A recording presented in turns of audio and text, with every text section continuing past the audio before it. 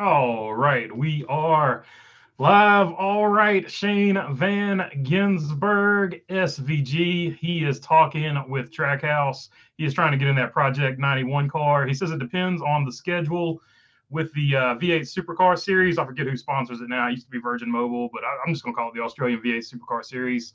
Uh, he's trying to get in that Project 91 car, so hopefully they can get that done. He said he's actually interested. He might be the one person on earth. He really wants to run the Chicago street race. He thinks that'll be right up his alley. So he might be the only person that is like mega excited about the Chicago street race. So Shane Van Ginsburg is trying to get into that Project 91 car, sticking with the Australian V8 supercar theme. What if Penske put Scott McLaughlin in the 33 car for the Chicago street race? Then we would have Van Ginsburg versus McLaughlin again.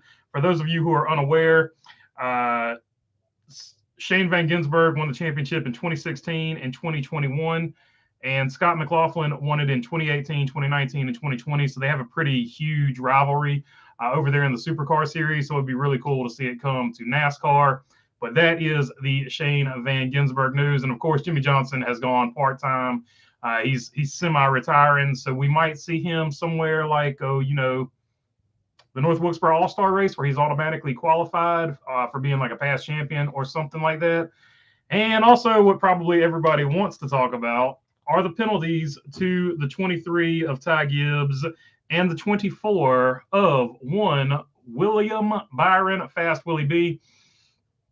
So we will talk about that as well. I'm sure everybody wants to jump in on that. Leave it down here in the chat what you guys want to talk about, because we'll get to that in just a minute. And there we go. Penalties to the 23 and 24. William Byron loses $50,000 and 25 points. Ty Gibbs loses $75,000, dropping the bucket for Joe Gibbs, and 25 points. 25 points, actually a big hit. 25 owner points, a big hit for, 23-11. I knew it wasn't Joe Gibbs racing. I don't know why I drew a blank there. But yeah, that's going to be a big hit for them. The 25 points to William Byron, though, is very interesting because that is the playoff situation. If he had done it, if he had actually been penalized in the race, which they just would have put him to the end of the longest line, or they would have, made him do a pass-through penalty or something like that, it probably wouldn't have been 25 points. So that one feels kind of like a little bit of overreach in a strange way, even though he should be penalized. He definitely should be penalized for what he did, right? 100% should be penalized for what he did. Nobody's arguing that, but 25 points, man, that is a rough penalty for essentially wrecking somebody under caution. And then Denny Hamlin tried to wreck him back under caution. No penalty for Denny Hamlin trying to wreck him back under caution, I guess, because Denny didn't succeed. So sort of weird. Like, you can argue it either way. It's just a weird situation, but he wouldn't have lost that many points if NASCAR had really just done their job to begin with and penalized him in the actual race. So now post-race, NASCAR overcorrecting for what they did. They're over penalizing him, in my opinion. But that's just my opinion. Let me know down below what you think on it. Let's see. Mark Barnum says, good evening. One wise guy says, Gregson 4 in a row. Yeah, that's a good point. I was in Martinsville. I didn't get to see it. But Noah Gragson, 4 wins in a row in the Xfinity Series. That is, I don't care what series you're in. 4 wins in a row is very impressive. So good for Noah Gragson. He is establishing himself as one of the championship favorites over there in that series. Yeah, pretty wild. Hopefully he got the stomach issues figured out for that one. Nathan Urich goes, they got what they deserved. I mean, yeah, they definitely both should have been penalized. Ty Gibbs, you can't do that on pit road. He's a young guy. He has got to learn. He's got to get his emotions under control a little bit better than what he's got now. He had been doing a really good job up until that point, but now once again, it's popped up. But definitely, pit road, worst possible place to retaliate. And Bumblebee says it's Ginsbergen. Yeah, I just say SVG. I can't say his last name right, so it's all good.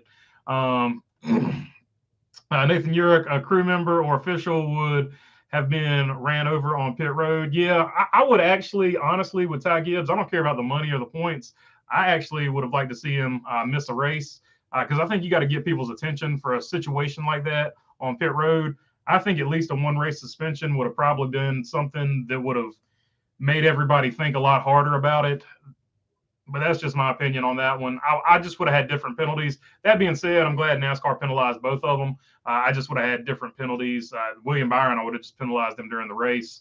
I don't know the weird conversation about until he admits it, you can't penalize him. I didn't understand that whole conversation in the booth from NBC.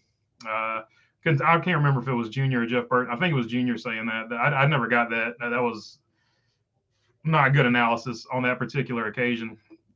Dale Jr. does a good job. That just wasn't one of his finest moments. But we all screw up. We all have bad moments. I just got a guy's name wrong because I can't say it anyway. So it's all good. Rock Show goes, NASCAR is out of his mind, not to penalizing during the race. I agree. They totally, and then to double down and say they missed it, which was just a flat out lie. That's where I was really like, come on, like come on.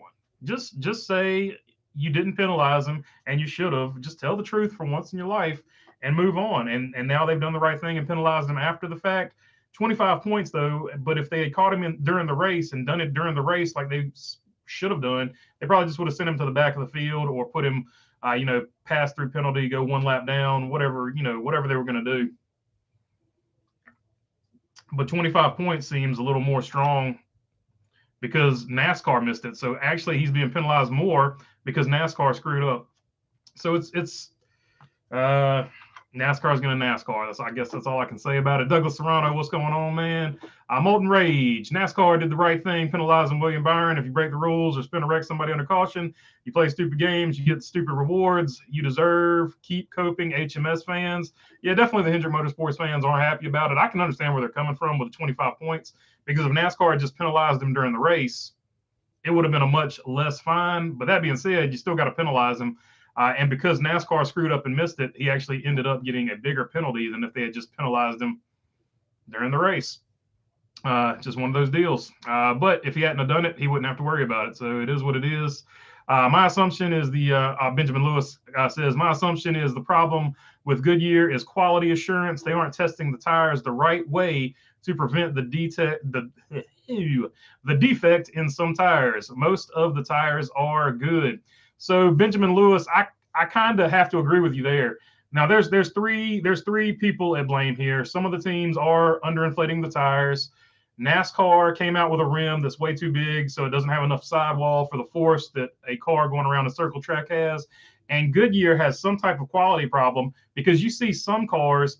Martin Truex is the best example of this. Martin Truex said all of our tires looked good until the tire that blew, which tells me they weren't monitoring it. They hadn't really changed anything. And then when he got into the lead, he got just one of those random sets that were bad. So it seems like they have some type of random defect. And until they find what the defect is, it's going to seem random. They have to find the pattern. And once they find the pattern, they can find the defect. So it's just going to be a tough situation. And like I said, there are three parties at blame in all of this. I'm not putting it all on Goodyear, but Goodyear definitely has some type of defect in some of their tires. And if they can figure out what that is, the sooner the better would be good. Because that was probably the worst race I've watched in a long time. I'm not going to say it's the worst race I've ever watched because I'd really have to think about some bad races that I've watched. But that was definitely one of the worst races I have ever watched. Dwayne Mueller says Gibbs was in a way worse spot than Byron to pull that stunt. Yeah, I agree with you, Dwayne. You don't want to. Cars are not toys. They're not weapons to be played with. You shouldn't be wrecking each other on purpose anyway. I understand your emotions get the best of you. But one place that you really, if you're going to do it, one place that you really, really, really don't want to do it is on pit road because there are maximum amounts of people there and they're not in cars. There is no safety for them. And he almost took out two officials with that stunt just because he was irritated that Ty Dillon got into the side of him. I don't think Ty Dillon even did it on purpose. It's just, you're coming off pit road. He got into the guy. So hopefully he learns from it. I'm not going to sit here and come down on him super hard because it was stupid, but he's young. He needs to realize it's stupid. That's why I say take a race away from him. That would make the most make it stick the most in his mind. He would always remember that he lost a race for doing that. And it sets a precedent going forward that other drivers that do something stupid like that on pit road should be also suspended, and they would stop doing stupid stuff on pit road. Rock Show says Dale Earnhardt would have got away with all that bull. Maybe, I don't know. That's a hypothetical. I don't know. Maybe in that era, I don't know. Back in that era, he was also driving 100 miles down pit road. Like, it's hard to just a different era. Like, it's hard to say what would happen with Dale Jr. in this, Dale Sr. in this era, because I don't know. Could you even imagine Dale Sr. on Twitter? Like, it's just such a hypothetical. It's hard to answer hypotheticals like that. But I mean, he might have, like, and even Kyle Busch said it just depends on who you are as to who gets penalized. So I think the feeling among a lot of drivers in there is certain people get certain penalties and certain people get lesser penalties based on who they are. Mark Barnum says Kyle must be feeding the hamsters to get his live feed started. I guess, I don't know. Let's see. Mark Martin fan. Byron should have been the money to end the lead lap. Gibbs should have been a 7-day suspension. Yeah, see, that's the thing with Gibbs. I agree with you, Mark Martin fan for life. I think the Gibbs situation was such a big safety deal that he definitely should have lost at least a race. But at least you lose a race date. I think his head, and it also sets it as an example for other drivers going forward, that you just don't play those games on pit road. Byron, I agree with that. They shouldn't have taken points from William Byron. I think that's a little overkill, because, like I said, if he had been penalized in the race, he probably would have made most of his spots back up. They should have just sent him to the end of the line with Denny Hamlin, and that way the penalty is fair. He made Hamlin go to the back of the line, so he should also have to go to the back of the line. So I don't necessarily agree with the points, but also he wouldn't have to worry about this situation if he didn't wreck the guy under caution. So it is what it is. I'm with Junior. No penalties. Let them sort it out. That's the way it used to be. Dale Sr., I would have got away with that in the same race. Oh, wrecking somebody. It was, I don't know. Dale Sr. got away with a lot of it, but he also got penalized a lot too. I go back to North Wilkesboro in 87 or 88. He wrecked Ricky Rudd, and they sent him to the back of the line for wrecking Ricky Rudd. So he did get penalized for it. It just seems like he never got penalized for it. So he did get his fair share of penalties for it. So I'm not going to jump on the train of the rose-colored glasses. Earnhardt always got away with everything. He didn't necessarily always get away with everything. We just remember him doing it so much that he got away with a lot of them, and some of them he did get penalized for. So you can go either way with it, because, like I said, there's an example of him getting penalized. So it just depends on the race, because even back then NASCAR was inconsistent. Kyle must have been smiling the entire race, knowing that he's about to step right into that fast car next year, says Nathan Urich. I think so too, and I don't know if Tyler Reddick had waited maybe 2 or 3 more months. I wonder if he makes the same decision, because that team is on fire right now. If he hadn't gotten in that wreck with Suarez, he would be leading the points right now, because he would be the only one locked into the next round or whatever, because he would have gotten that win. So it just is what it is there. But once again, that's hypothetical. He didn't wait that long, and now we know Kyle Busch is getting that ride. So could be big things when Kyle Busch gets in that car. A low sidewall is the issue on the tire, I think, says Mark Barnum. I agree with you. I think that's the biggest issue. I think NASCAR needs to go to they can keep the manufacturer look or whatever, but they can go to a little bit smaller rim size, and I think that would help out a whole lot, if not completely get rid of the problem altogether. Molten Rage says, like, they did this to Johnny Sauter. They penalized him for doing it. Thank God they did it to the 24, because it looked like they played favoritism, because the 24 never got a penalty for doing a Johnny Sauter type move. Johnny Sauter is also famous for doing those too. So yeah, That's not Johnny Sauter's first foray into wrecking people, so a little bit out of character for William Byron, but I was glad to see him stick up for himself. I don't know if he necessarily should have done it that way, but I was glad to see him actually stick up for himself, because if he doesn't, he's going to keep getting run over in the future. I miss the days of Kyle just taking cars out and pissing off Hendrick, says Rock Show. It might come back. It just won't be Hendrick. It might be he might have his targets set on JGR next year, and I'm not even going to say might. He probably will have his targets set on JGR next year, sort of probably trying to prove a point that they shouldn't have let him go. Who is ready for Talladega? 2.66 miles around, says Elvis Fan 64. Man, Talladega is going to be wild if they get it in. I'm interested to see how they play it, because it might just be a Monday race. They might just go ahead and just move it to Monday, because it's not looking good right now. But definitely ready to see who can pull it off at Talladega. I want to see if it's another wreck fest like Daytona was, or if, because drivers are in the playoffs, if they're going to play it a lot more conservative. I'm super interested in how they play Talladega. Also, how they're going to play it with stage points and stuff like that. I really want to see how it goes in those particular situations. But definitely, I think a lot of people are excited for Talladega on multiple levels. It's one of the most fun tracks to actually go and attend a race at. It's one track that's on my list of places I want to go and check out. I'm not going to make it this year, but I would like to make it sometime in the future. Let's see. Dwayne Mueller, I agree, Baloney. He should have been shut down for at least one race. Yeah, it was just such an unsafe situation that he put those officials in, that he put those crew members in that were working on all the cars. And here's the thing, because of his situation, $75,000 is nothing to him and his family. And I hate to be like that, but it's true. That's nothing to him. The owner's points don't really affect him. It affects 2311, but it doesn't really affect Ty Gibbs. So once again, what are you really penalizing the driver with? Nothing that'll really affect him in the long run.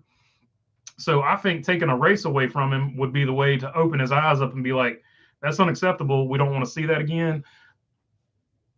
So yeah, I really don't agree with the penalty. I don't think it did anything that's going to change. He's just going to brush it off and be like, whatever, it's just $75K. Not a big deal to him. He doesn't race for the money. His family is just in a good situation, and that $75K is nothing to them, in my opinion. I miss Dale and Dale Jr. and Tony Stewart and Jeff Gordon racing. Yeah, they didn't wait for NASCAR to enforce penalties. They enforced them on the track, and it wasn't always wrecking somebody. It would sometimes just be, getting somebody loose, getting them in a tough situation, racing them harder than normal. So those guys had it figured out. They would give it back to you on the track. So I don't know. It's just a different era. Drivers now have a much more different mindset. There's no racing hard. It just seems like now there's a lot of getting angry and wrecking people, especially in the lower divisions. If you go to Xfinity and the trucks, you see a lot of that. Old home guy Ty Gibbs and Byron maybe need sensitivity training like Denny did earlier this year. That worked really well, right? Yeah. So once again, another NASCAR penalty that doesn't seem to have had much effect on anything. Does the penalty move Briscoe above the cutoff now? That I don't know. I haven't looked at that yet. But I think it would get him pretty close. I don't remember exactly how far ahead William Byron was. I don't want to pull it up on this, because sometimes if I pull up the internet, it slows down the live stream. So if somebody wants to jump on that for me. Is Chase Briscoe above the cutoff line now? Has William Byron moved below the cutoff line because of the points? Dale Sr. also filled the stands, though, too, as well. Says old home guy. Yeah, so Dale Earnhardt Sr. was a package deal, and that's why he got away with some of the stuff he got away with. So it is what it is there. Just like Dale Jr. would get away with some stuff that other drivers wouldn't get away with. Chase Elliott will get away with some stuff that some drivers don't get away with. Your most popular driver, your big draw, your guy that brings people to the track is always going to get away with more, because NASCAR is not stupid. They know what people come to see, and they're not going to take that guy off the track. They're not going to penalize him too harshly. So it is what it is. Dale Sr. wouldn't be on Twitter. He would just punch you in the face. That's fair. But, if he was like, I'm saying if he was like in his 20s, that's what I'm saying. It's such a hard hypothetical question to ask. If he was in his 20s, is he even the same Dale Earnhardt coming up? It's just the era you're born in is who you are. So it's just hard to say how one guy would translate to another era. Can you imagine Dale Sr. racing with the guys of today? He would win in the majority of the races. He would definitely be more aggressive for sure than a lot of these guys. NASCAR should have handled, that was Elvis Fan 64, by the way. John Hale says NASCAR should have handled the Byron issue at the track then and there, hold him in the pit road for a lap. NASCAR is Hamlin friendly. Hamlin can't do anything wrong like they're trying.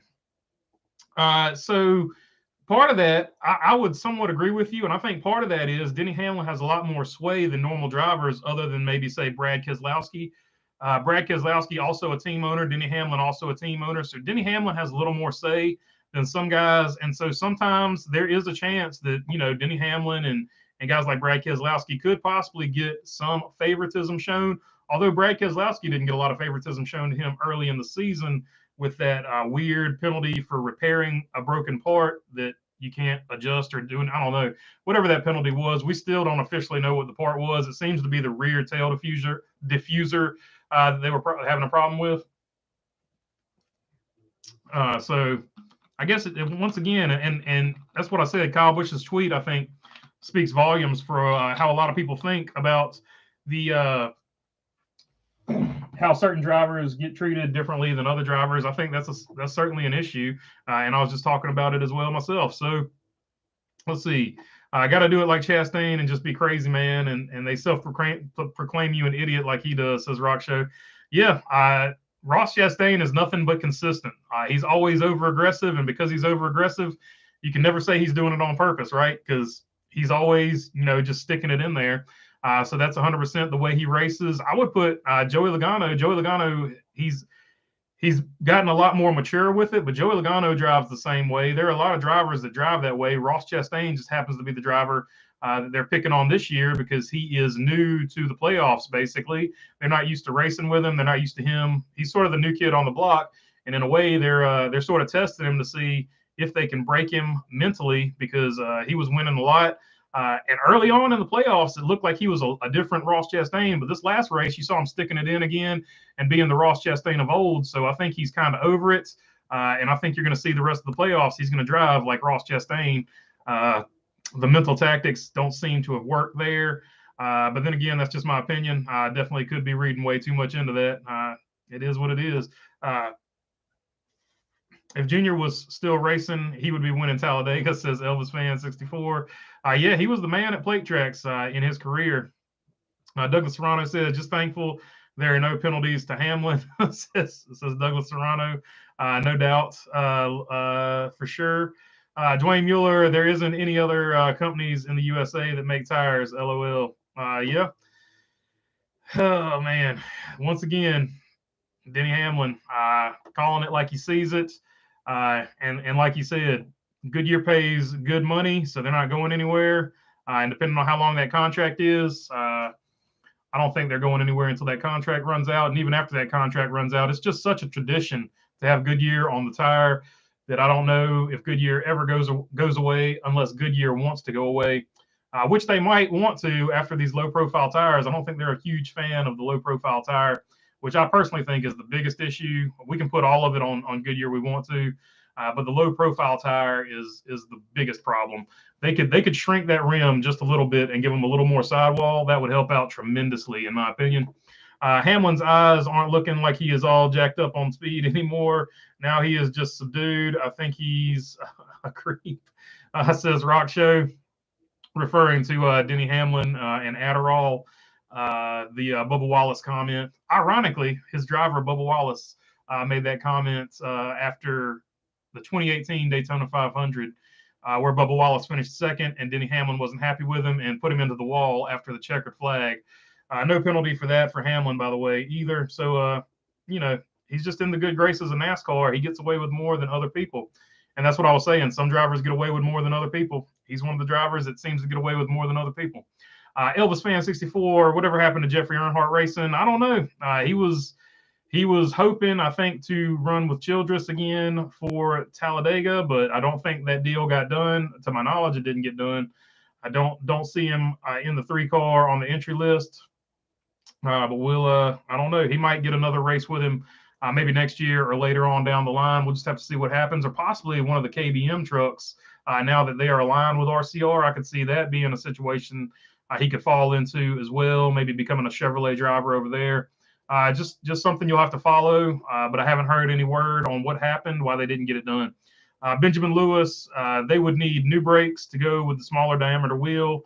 Could they make the tire bigger with the same size wheel? They could, but then that would affect other things like clearance on the fenders. Either way you do it, you're going to have to change something. Changing the size of the brakes would probably be the easiest thing because, yeah, I'm just pretty sure they could go with a slightly smaller brake. It wouldn't be that big of a deal.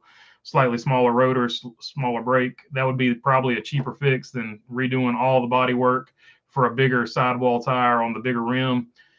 And then you would have, I don't know, it would throw everything off. It would make more sense to go with the same size tire with a bigger sidewall and a slightly smaller rim. But that's we'll let NASCAR figure it out. Elvis Fan says balls to the wall at Talladega. That's pretty much, I think, what they're going to do. But we'll have to see. Sometimes the Talladega race is tame until the very end. Let them race and quit whining, says Scott Kovacs. Well, go for it. The car is going to be bouncing like a bowling ball pin at Talladega for sure. We'll have to see how that plays out. Smaller rim sizes are pure genius, BB. If they could just put an inner liner in that thing, everything, please. Just say it about 10 times at NASCAR. Maybe those knuckleheads will figure it out as usual. Thumbs up. Appreciate it, Jeff Harden. I mean, it's not that hard of a fix. Everybody knows what the problem is. It's that. Like, I don't know what the holdup is. Like, maybe they can get it done for next year. Changing out the brake system wouldn't be that big of a deal because they change the brake. They at least change the brake pads every race, I would imagine. So Talladega is awesome, Baloney. I was there in 2000. Yeah, it's definitely on my list. I can't wait to go. I'm going to go with some friends that are experienced in that track. So hopefully they'll give me the full rundown when I go down there. Let's see. Truex Jr. came through the pack, then blew a tire. I was very upset, says Elvis Fan. Yeah, it stinks. Truex just he's pretty much over this year. Kyle Busch is over this year. They've just had bad years, and it's nothing has seemingly gone right for them other than the win that Kyle Busch found himself getting as a gift at Bristol. Cassandra Keller says they need to black flag him and park his butt. Yeah, I would like to see him miss. Talking about Ty Gibbs, I would imagine. I would like to see him miss a race. That way it sticks in his head not to ever do that again, because that was just really, really a poor decision to do that on pit road where you could have hurt somebody.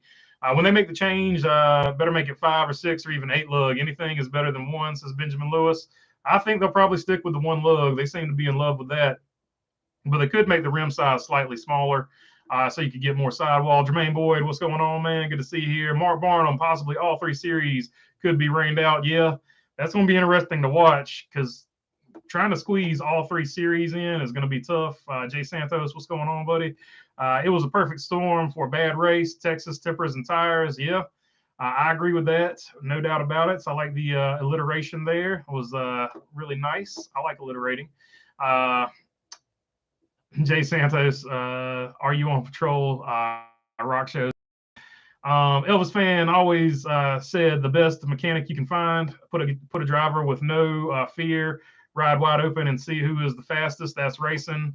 Yeah, I mean, back in the day, the guys, most of the guys worked on the cars that drove them, or at least at some point they worked on the cars that they drove, so they had a better understanding of how to give feedback and just all kinds of other things. But it's not necessarily like that anymore.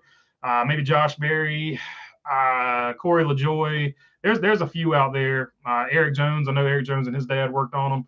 There's a few out there that actually worked on them, but not many. How'd racing go for you last weekend? Old home guy asked. Well, we started 32nd, got up to 15th. The alternator went out, and eventually the battery went out with about 25 or 20 so laps to go. And we had to park it because with 20 laps to go, we didn't have enough time to charge it back up and get back out there. But setup was good. Just either we were pulling too much current for the alternator, or we had a bad alternator, which we did check it before the race. But these things happen. It was disappointing, but other than that, it was good. Jason Barnes, J-Book, he was the first caution of the first heat race, so that did not go well. But he had a really good looking car. We don't know what it would have done because, like I said, it was so early in the race. Just one of those things. So he got wrecked out in the heat race, didn't make the big show, but we made the big show with the one car and Craig Moore. So that was fun. Unfortunately, it didn't end the way we wanted it to end. That's how racing goes sometimes. Only one person's going to be happy at the end. Congratulations to Peyton Sellers. After 15 tries, he won the Valley Star Credit Union 300 at Martinsville. Gets the grandfather clock, and hadn't had a chance to say it here, but also congratulations to Lane Riggs. Lane Riggs is your national champion. He won the national championship the week before. He was actually at the racetrack, and as he was walking by, he wished us good luck. So that was cool of him to do that. And Peyton Sellers also a friend of the show, so really cool of him. So it was a cool weekend. Just didn't go our way, but that's life. Operation Peekaboo in progress, says J-Rock to Santos. Denny is the dirtiest driver in NASCAR, says Cassandra Keller. He's definitely got a lot of people that don't like him. There's no doubt about that. Anytime he's introduced, there is a chorus of boos. Absolutely no doubt about it. So he's definitely got his detractors. He's got the people that he liked him. One wise guy has looked it up for me. I appreciate it, wise guy. Chase Briscoe is now +7 above the cut line, and William Byron is now below the cut line. So that is a significant penalty for William Byron. Like I said, wouldn't have been as bad if they'd done it during the race, but now NASCAR making up for their miss post-race. Really sticking it to him there, but it is what it is. He wouldn't have to worry about it if he didn't commit the crime, right? So NASCAR is going to NASCAR, and sometimes just that's the way it goes.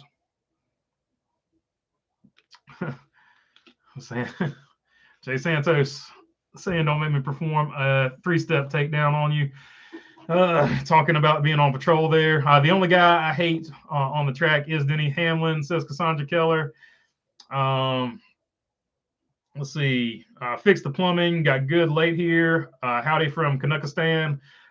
Texas was a mess. Robin Marks, our Canadian friend. Yeah, Texas was probably one of the top 5 or 10 worst races I've ever watched in person or on TV.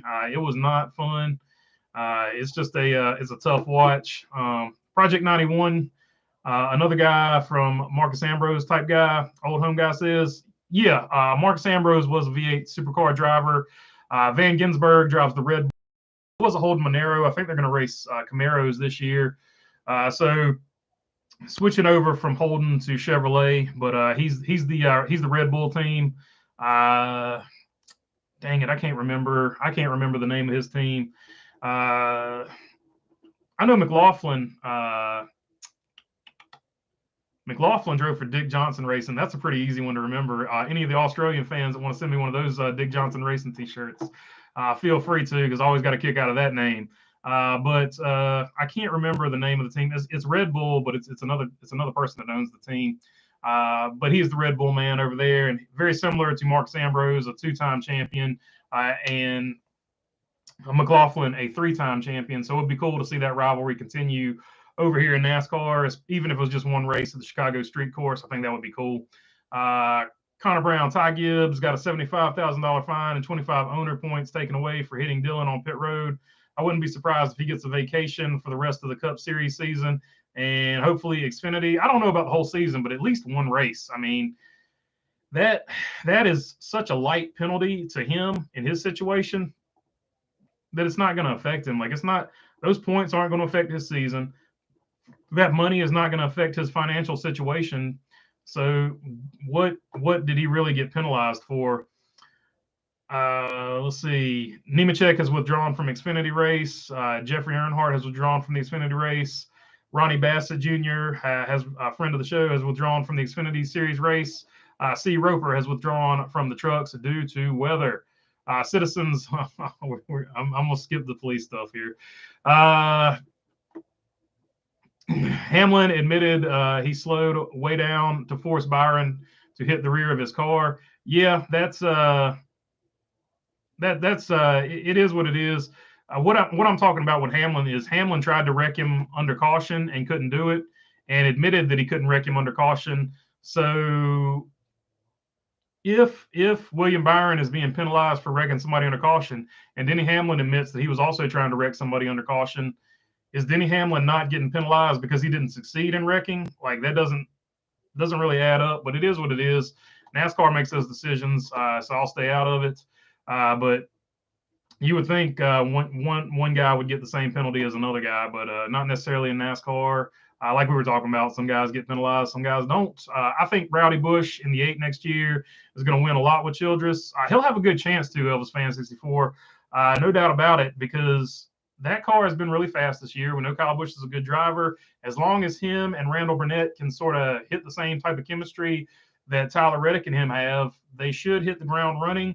But sometimes these situations don't work out like we think they will. But as long as that goes like it's going, that is one of the fastest cars without a doubt this year, and he should hit the ground running, and they should be pretty good, I would imagine. My too early preseason making the playoffs next year, I've definitely got him in there. Imagine if one of those drivers, Jermaine Boyd says, imagine if one of those drivers have the ability to see the air like Dale Earnhardt did, and when he became the king of super speedway racing, says Jermaine. Yeah, we had a lot of those. Like, Dale Earnhardt was the original one. Then Dale Jr. Was really good at him for a long time. Right now, I think the closest person is actually Denny Hamlin. Apparently, a Denny Hamlin heavy episode here. Denny Hamlin is probably the closest thing to it right now. So Ryan Blaney would probably be the next closest guy. Bubba Wallace, obviously, also really good at these tracks, super speedways. So those are the guys that are sort of your super speedway guys. Ricky Stenhouse was one of those guys for a while, but he hasn't done much at a super speedway since he left Roush, because basically he's had some speed, but he just keeps wrecking. So doesn't quite have the luck he had earlier on. 7264443 cars in the top 5, any order at Talladega. Old home guy giving you your picks for all of you who are interested in picks. Jay Santos, yeah, I'll be there. I'm the guy with the pit helmet on. If you're trying to find me, all right, no problem. Rock Show, don't forget your knapsack, Jay. Oh yeah, yeah, I got you. They have a sub conversation going on, so I'm trying to miss that one a little bit there. Jeffrey was going on to race the 53 for Emerald Gates Motorsports at Talladega, but they have pulled out because of the weather. Yeah, it's going to get rained out. It's going to be interesting to see when they actually have that race.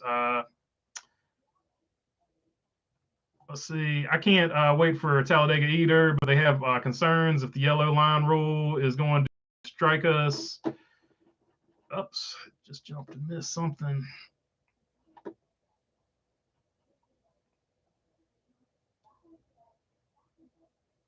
Angus 420, a quick Google search says 1974 was the start of disc brakes. So I don't know what's going on there. I've skipped down. Something happened on my computer, and I just skipped down like a bunch of rows.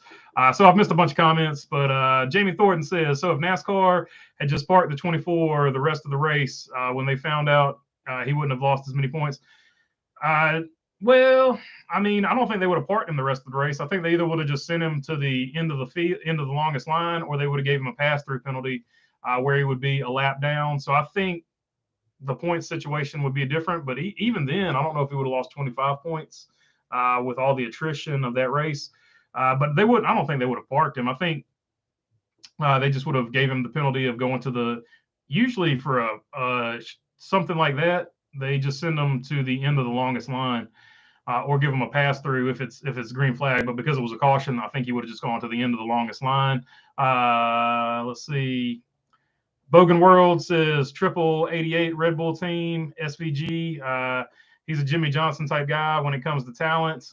Yeah, I've been a big fan of him. I like the Red Bull team, and triple 888 is the Red Bull team. By the way, I was struggling to figure out what the name was earlier, but I'm a big SVG fan, and Scott McLaughlin and him had some absolute battles. That's why I want to see it come to Cup. If you are not familiar with it, you can YouTube it. I think the Supercars have a YouTube channel, and they've got a bunch of the highlights of their battles over the years. I can't remember if it was Scott McLaughlin or if it was another guy driving the shell car. It was definitely the shell car. But when SVG won a race, he went and they park them side by side on their podium deal. So when he won the race, he went and parked right beside the other car, and their doors opened up, but he parked so close that the other guy couldn't get out. So that was pretty funny. He had to wait for SVG to move before he could get out, or for SVG's team to move the car before he could get out. So they do some wild stuff. He's got a good personality, was sort of the point of that. So I would like to see him over here, at least try out a race or two with the Project 91 car. Joseph Wooten, Ty Gibbs got a slap on the wrist, but Byron got hammered, got the hammer brought down on him. Yeah, I just don't agree with the 24 points. Like, find him money, maybe not 25 points. Like, that was just, I don't know. Like, it seems like NASCAR is over adjusting for screwing up. And I'm not trying to say he shouldn't have been penalized, but he should have been penalized during the race. If he had been penalized during the race, it wouldn't have been 25 points. That's all I'm saying. So at the end of the day, it's NASCAR over adjusting for messing up, because like I've said numerous times, NASCAR doesn't care until they start getting bad press. Now that they're getting bad press, they're doing something about it. So I think the drivers have sort of figured that out. That's why you see them starting to speak out more about the car and all that. Ty Gibbs got a slap on the wrist, but Byron got hammered. I just said that one. Mark fan for life. Firestone seems to do all right with a low profile tire in Indy. Yeah, but those are way lighter cars, would be my argument there. So, and they do good with the single lug nut as well. I agree with that, and I've said numerous times NASCAR should look at the way they do their single lug nut and probably do it that way. But the cars are way lighter. I don't think they're putting as much force on them. So not necessarily apples to apples on that one. The Cup cars are really heavy, and those, you need a little bit more sidewall for a heavy car, in my opinion. And I think a lot of people think that as well. I'm finding Ty Gibbs to be extremely unlikable, says Jay Santos. He's gonna be one of those guys that you either like him or you don't. There's no doubt about it. Much like Denny Hamlin, you either like him or you don't. I personally don't have a problem with Denny Hamlin. I think he's a good personality, but I definitely see how he rubs some people the wrong way. So it is what it is. Mark Barnum says, Mark Martin, they are not racing on ovals with Firestones. I think they do race some ovals, if I'm not mistaken. Can you repeat what Jimmy Johnson might be doing next year and will be driving for? So he's going to do some what he calls bucket list races. So I would imagine the 24 hours of Daytona. I imagine he's going to go race at Le Mans. I can't talk. He's going to race, Le Mans and races like that. I'm pretty sure he'll probably do the All-Star race, but he's just going to pick and choose races like that, those really big races, and that he'll be a part of. So that seems to be what he wants to do. And he even said when he first started doing this, he wants to do races like that because it's a good family vacation for his kids, and everything will work out that way. So I think that's going to be what he does going forward. So that'll be sort of what he does. If I just had to guess off the top of my head, 24 hours of Daytona, NASCAR All-Star race, and the 24 hours of Le Mans would probably be three that you can almost go ahead and pencil him in for. And the 24 hours of Le Mans, he's probably going to be driving that Hendrick entry, the garage, whatever, for Hendrick in that race. Angus 420 says, until NASCAR stops sucking on Goodyear's utter fat check for being the only tire company, there will never be another tire, no matter how much stuff goes wrong. Yeah, that's and I think that's just going to be the way it is, because you can't have another tire war. That's how Ernie Irvin got hurt. So a lot of people wanted another tire war. Another tire war would not be a good thing. It would be even more dangerous than it is right now, most likely. So another tire war would not be a good thing. So they have to go with a tire manufacturer. And like I said, it's only partially on Goodyear, because the other part is the teams are going too low with the air pressure. And the other part is NASCAR came out with a rim that's too big, so there's not enough sidewall for these heavy cars. So everybody gets a piece of blame there. It's not just Goodyear, but Goodyear needs to admit that they are part of the problem. That's the issue I have. Douglas Serrano, as I said, I can't wait for Talladega either, but I have concerns with the yellow line rule. Is it going to strike again? Yeah, that yellow line rule is not one of my favorites either, Douglas. Hopefully they get rid of it, but I don't see it happening. If you can tell by my tone, I'm not a big fan of William Byron for spinning someone under caution. That's a coward and scummy move, 100%. I mean, I'm not disagreeing with you. You shouldn't spin anybody under caution or any other time. But also, you understand why he did it, right? He felt, in his opinion, that Denny Hamlin put him into the wall, so he was agitated and he tried to retaliate. But we've seen in the past that people get penalized for that. Like I was mentioning, like all the way back to like 87 or 88, they just put Dale Earnhardt to the end of the field. So in that situation, they probably would have put William Byron to the end of the field, and he wouldn't have lost 25 points. But I'm not crying tears for him either, because NASCAR overcorrected because they got bad press and they fined him 25 points, but he wouldn't have to worry about it if he didn't do the action to begin with. I'm just saying it's an overcorrection by NASCAR. The penalty is way too harsh for the crime, but it is what it is. He should have been. You can't not penalize him, so you got to do something. I just wouldn't. 25 points is kind of stiff for that, but it is what it is. NASCAR is always inconsistent, so I can't fault them other than saying NASCAR is always inconsistent. Old home guy, did you see Jeffrey Earnhardt in the KBM RCR3 truck occasionally next year? That would be really cool. I think they would sell enough merchandise to fund it if they just did it. What's up, Blunderberger? Who's SVP? T-Van. Scott Van Ginsberg, SVG. Ginsbergen, but I call him Ginsberg, and I just call him SVG. So, because I can't say his last name right, it's just one of them things. So it is what it is. He is a Australian V8 Supercar champion, two-time champion, and he had a good rivalry with Scott McLaughlin. And what's cool about that is McLaughlin drives for Penske, and so Penske could put him in the 33 as like an extra car, and they could put SVG in the Trackhouse 91 car, and that rivalry would come to Cup most likely at the Chicago Road Course if the schedules work out, because that is the race that SVG is sort of wanting. He's got his eye on because it's a street race. V8 Supercars race on street courses all the time, so he would probably feel more at home on that track. So I think it would be a good outing if they can get it all worked out. But we have to wait for the V8 Supercars to come out with their schedule, because they have not come out with it yet, so we don't know if it's even possible. But he does want to drive the Project 91 car, even if it's not that race, but that's the race he has his eye on. How about the 21 car at Texas? 21 car had some speed for sure. He's had an up and down year, mostly down, but he has had some. He's showing a little bit of promise there on some of that potential. I think he moved up too early, but I understand why he did it. Trying to get maximum experience on this new car, so hopefully he can put it all together and rebound. And we saw a very similar thing with Chase Briscoe last year. Chase Briscoe had a very tough rookie year, but this year he's come back and he's looked a whole lot better. So maybe Harrison Burton can do the same thing. Jay Santos, William Byron has more class in his. So another Jay Santos does not like Denny Hamlin either. So like I said, Denny Hamlin, polarizing. He's one of those guys, you either like him or you don't. So it is what it is. And Moulton, also, we're going back and forth here. Moulton says Byron has no class. So there you go. Let's see, gonna skip all that.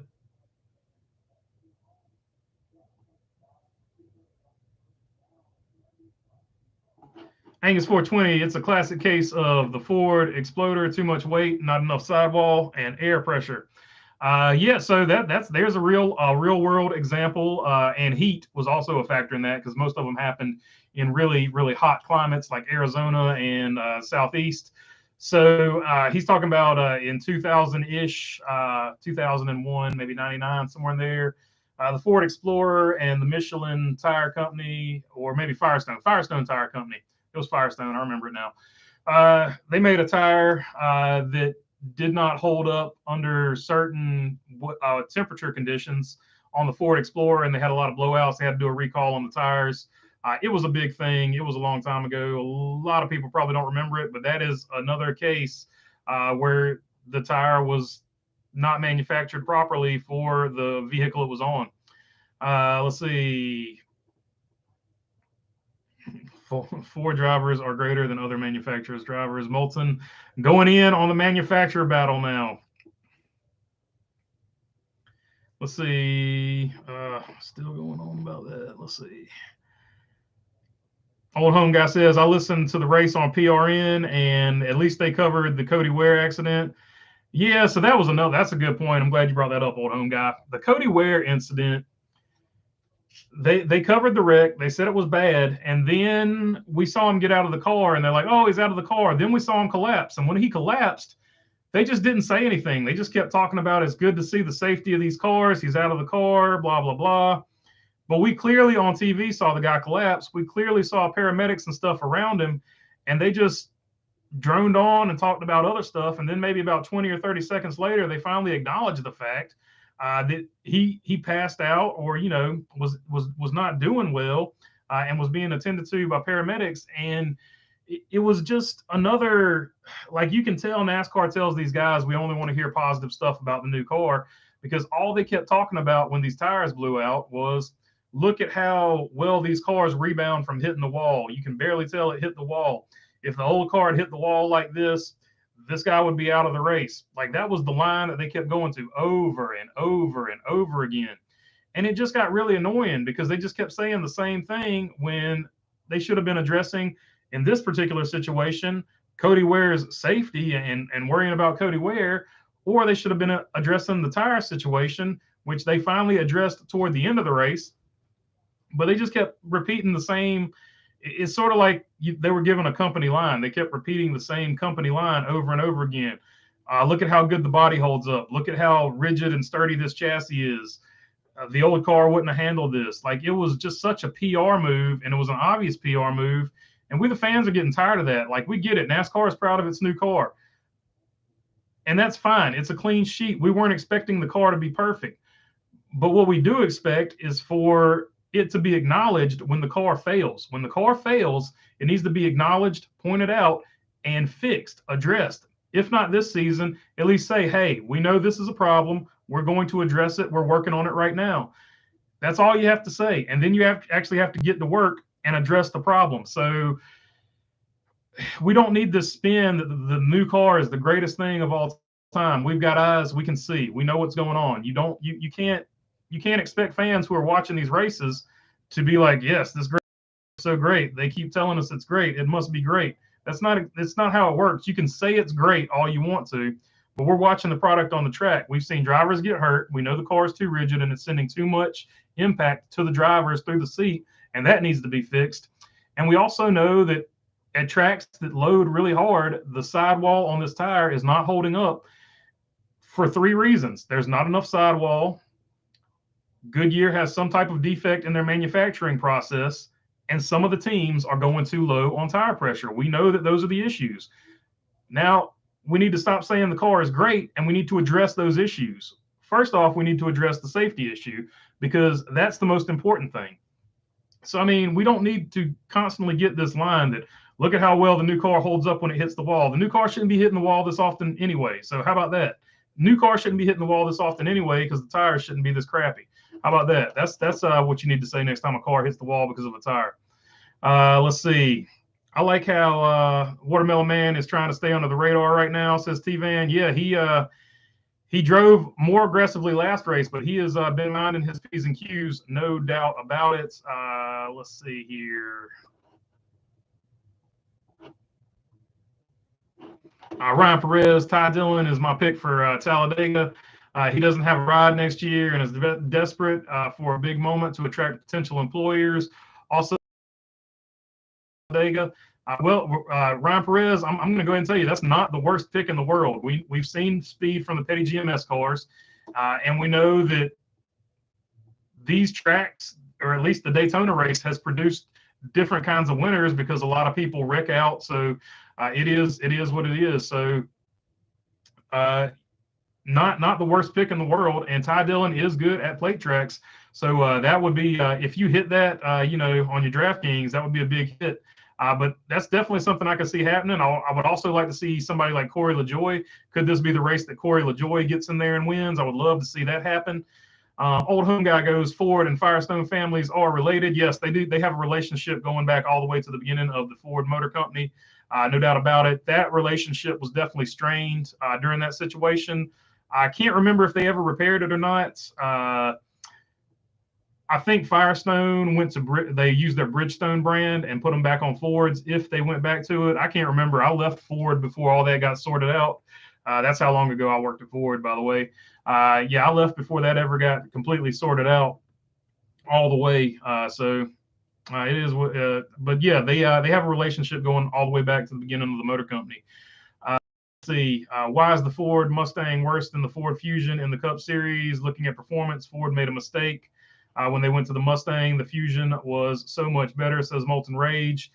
Well, I mean, they can fix the nose. We got a new Mustang coming out, so that nose should be different, which is pretty much the only part that is super different on any of these cars.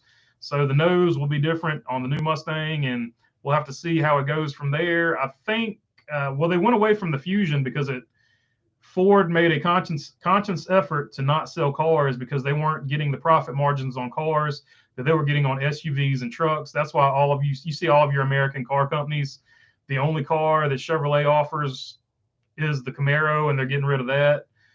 The only car Ford offers in the United States is the Mustang, even though overseas they offer an Escort. It was a strategy, and since you don't have a car anymore, they had to run the Mustang. So it was just sort of out of necessity is the reason they ran the Mustang. Same thing with Chevrolet. That's why they ran the Camaro. They knew they were phasing out all of their automobiles. Now they're coming out with a hybrid, electric, whatever that's going to replace. It's going to be their only car. And they might only be doing that because they need something to run in NASCAR. So who knows? But all the American car companies, except for Dodge, which doesn't race NASCAR right now, but Dodge is coming out with 2 more cars. Dodge was the only one that stuck with cars, and they did their truck brand is separate. It's now Ram Trucks. It's not Dodge Trucks. But that's more than what you asked for. So I'll move on. Rock Show. Look at Jellyheads. They have now from the car being so stiff. NASCAR is like a fart in a skillet. It's going to pop soon. Yeah, they definitely have not taken safety as seriously as the Brian France era. Like who would have ever thought that we would look back at the Brian France era and be like, man, the good old days when Brian France was running the show.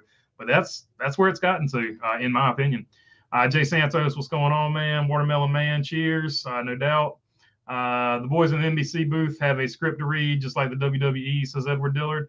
They proved it. They proved it this weekend. They didn't come off their company slogan. These cars are really good when they hit the wall. Look at how rigid and safe they are, even though this guy just got hurt.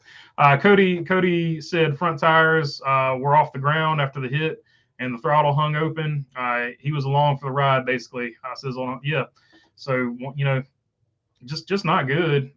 Like that could happen in any car, but just the fact that it's sending so much impact to the drivers, and this is information from the drivers. Like this is what a lot of the drivers, if not all the drivers, are saying. Even Chase Elliott came out and said something negative about the new car, which is not what Chase Elliott is all about, and not what Chase Elliott does. But even Chase Elliott spoke out that the new car needs some work. So that's big for someone like Chase Elliott to come out and say that. So I think NASCAR really needs to take a hard look at this car and make some serious adjustments for next season if they can't get it implemented before the end of this season, especially the safety stuff.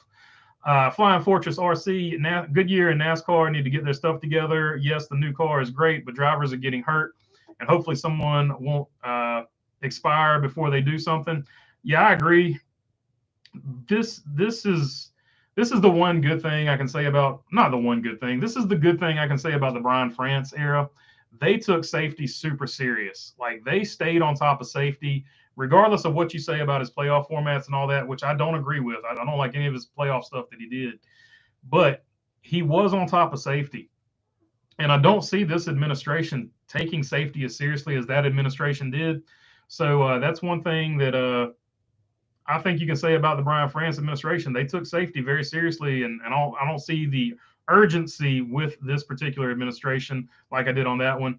Rock Show says, I am ready for watermelon and fried chicken, talking about the Talladega race. Good tailgating food. Angus 420, old home guy. I wonder why we didn't slow down when he hit the pit wall. Yep, that's because the throttle was hung, as was just said. The yellow line rule is hated even more now because of the 2020 fall Talladega finish, which should have been the wake-up call. I agree. I mean, NASCAR has important decisions to make, and hopefully they make them because they seem kind of obvious to us, the fans, but they don't like to listen to us, the fans. TJ Mooreshed, bold statement. Hamlin ruins his playoff run by trying to take out Chastain when it matters most. Kind of like Danica Patrick did when she tried to take out Hamlin that one time. Will probably be wrong. Just trying to stir the pot, says TJ Mooreshed. That's a good point to make, though, right? So we hear all these guys talk about payback and this and that and the other thing. We saw it with Ryan Sieg in the Xfinity Series. Now, obviously, Ryan Sieg's car was damaged, but Ryan Sieg went to take out Ty Gibbs because he was unhappy with what Ty Gibbs did.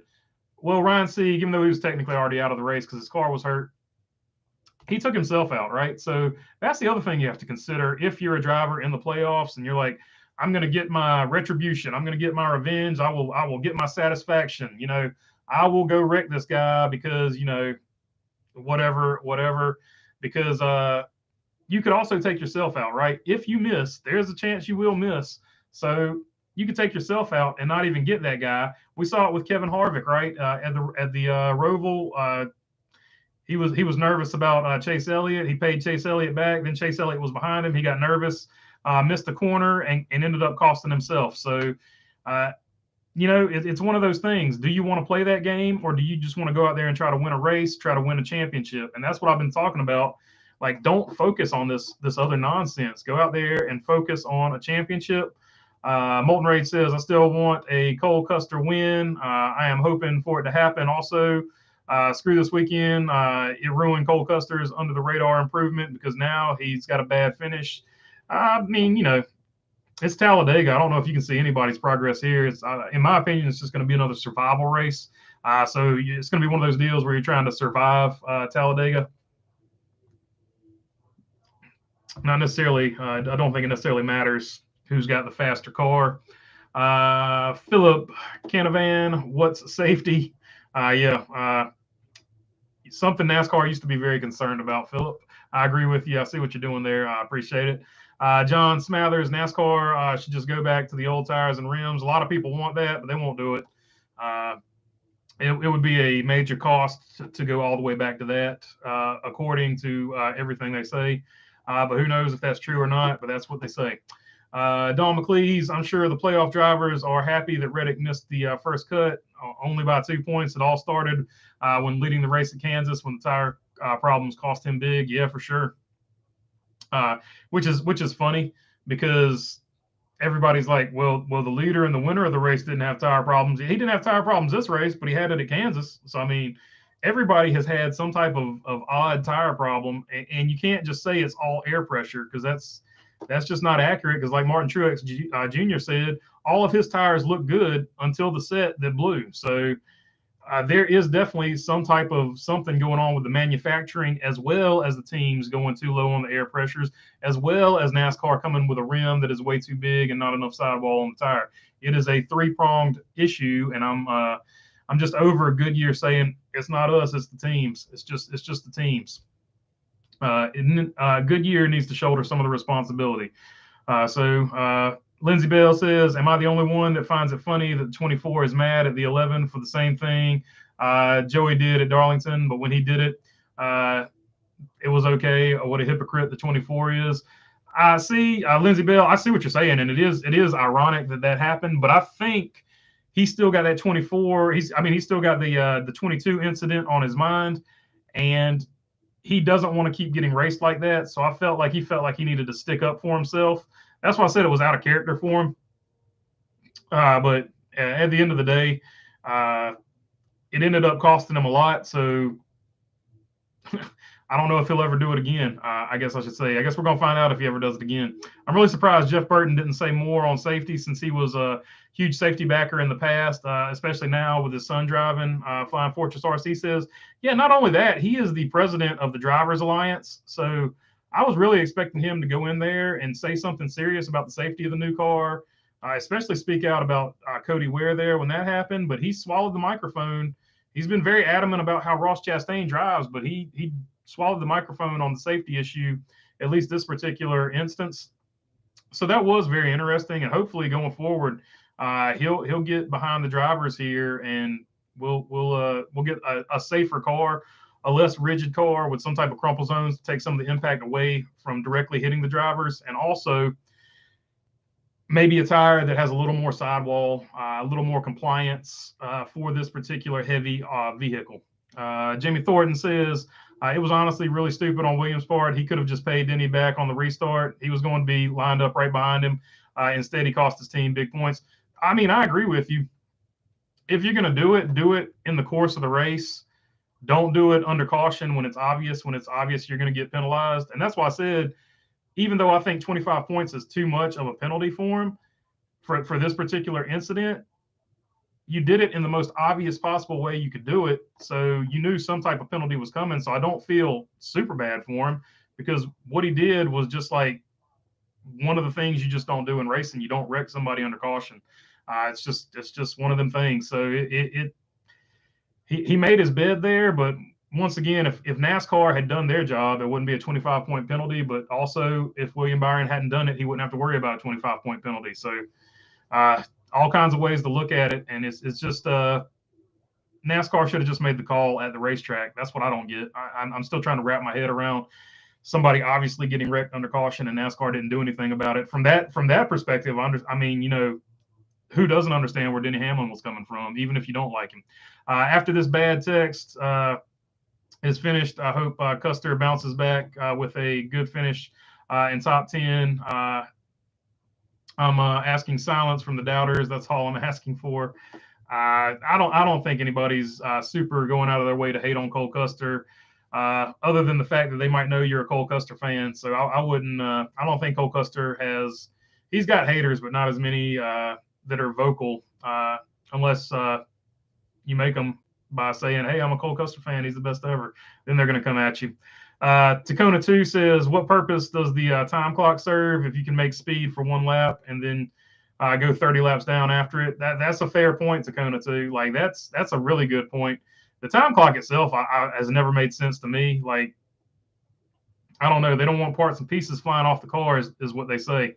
Well, just let them go back behind the wall, have an official back there and making sure that everything's put together right, and then let them, come back on the track. So it's just one of those deals, but they at least do have 10 minutes now. That's what I was pushing for. Give them at least 10 minutes to work on it instead of 6 minutes. 6 minutes was the most random thing ever. So at least they have 10 minutes now. Hopefully next year it'll be, a more normal rule where you can just go behind the wall and fix the car and come back out there. I think Busch is going to the 8 car is a good thing. I've always hated Kyle. I respect Kyle, but I never liked him. But I think the RCR move is a good one, T-Van. I think a lot of people feel like that. Like, a lot of people don't like Kyle Busch, but a lot of people respect him. I think it's definitely going to be a good move for him. I think he needed to change the scenery. I think Joe Gibbs Racing needed to change the scenery or a different driver. They weren't getting along. It wasn't working, and it's probably good that both of them moved on, and hopefully both of them going forward will get good results from the directions they went. Short-term Band-Aid fix, use modified wheel adapters to go back to the old rims, like the old ones used on the trucks. Well, that could definitely be a solution. Goodyear is having a bad year, says Mark Wachowski. There's no doubt about that.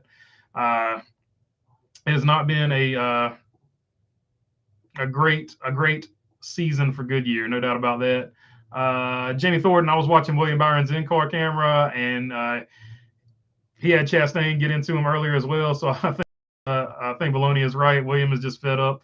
Yeah, I like I said, he normally doesn't do stuff like that, but he felt like he had to stick up for himself. And unfortunately for Denny Hamlin was the guy that caught the like you get irritated 15 times and then you come home and somebody says something and they catch it, right? Like, they're the one that catches like this crazy reaction from you. And it's not anything that they necessarily by themselves did. They did one little thing to annoy you, but they're catching the wrath of just a crappy day you had. And then, you end up apologizing like, look, that I didn't mean to yell at you. I just had a crappy day. You know, one of those type of deals. So that I think that's where William Byron. That's a good point, Jamie Thornton. By the way, that's a good way of putting it. He was having a race where he felt like a lot of people were getting into him, and he decided that, you know, that's the last one. I'm gonna give this one back. Sonny V, enjoying the discussion. I got it on my Apple TV device. Oh, that's what's up. I'm on the Apple TV. Spot on with the enforcing penalties during the race.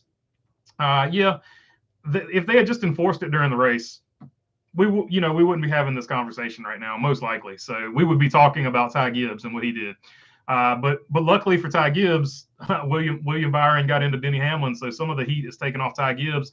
And I'm glad NASCAR actually penalized Ty Gibbs, but they didn't give him the type of penalty that's really going to affect him. Like, I think taking a race away from him would open his eyes up, that you just don't do that on pit road, because what he did was way worse than what William Byron did.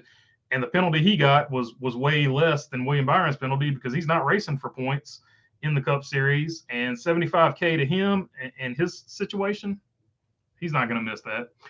Matthew Jones, have you talked about Rodney Childers' comments on Twitter? Which ones? He has had a lot of comments. He has essentially said something similar to what I'm saying. It's a three-pronged deal. Part of it is low air pressure. Part of it is the sidewall because of the rim. And part of it is Goodyear has a manual and they all need to get together to fix it. That, in a microcosm or a nutshell, is what Rodney Childers is saying. And I do agree with him on that. I think he's spot on, and he's normally spot on. He doesn't cut, he's not going to, sugarcoat anything like that. So I would say he's spot on with his analysis there, and he knows better than all of us. So, yeah, I guess unless there's a Matthew Jones, unless there's another comment that I'm missing that you're talking about. But that's what I have been looking at as far as his comments. Had it been Chase Elliott and not Cody in that crash, I think NASCAR would be doing something right now. Angus 420 says 100%. Like, and I'm not taking anything against Chase Elliott. I'm just saying he's the most popular driver. When something happens to him, like we saw when his damaged vehicle policy clock ran out, the very next weekend, NASCAR adds 10 minutes instead of 6 minutes. So now it's a 10-minute clock instead of a 6-minute clock. And NASCAR goes, oh, yeah, we've been meaning to do that for a long time. Okay, whatever. But it's pretty transparent, sometimes what NASCAR does and why they do it.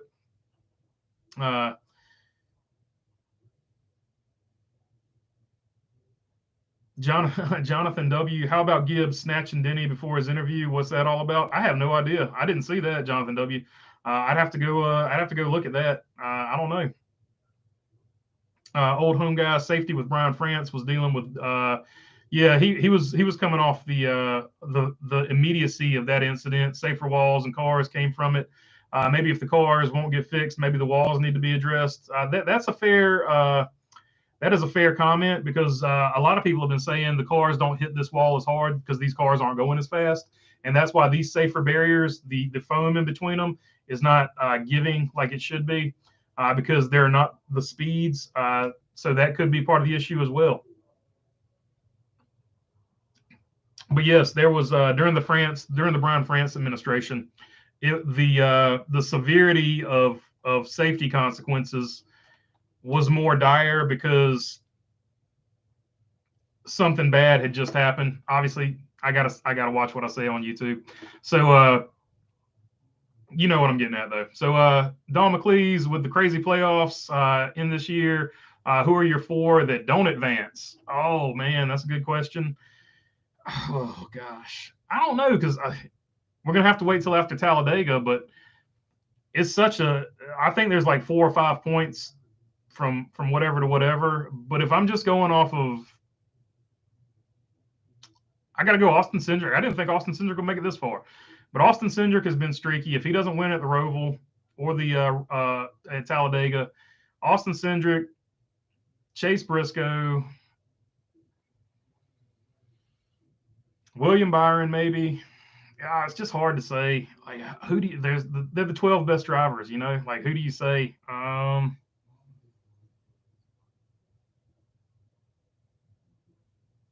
I hate to say this, but I'm almost and Suarez. I like Suarez, but I hate saying that. It might be Suarez. I don't know. It's tough to say. TJ Moorshed, anyone else notice RFK changed the 17 font for 2023? I was a little late to the show.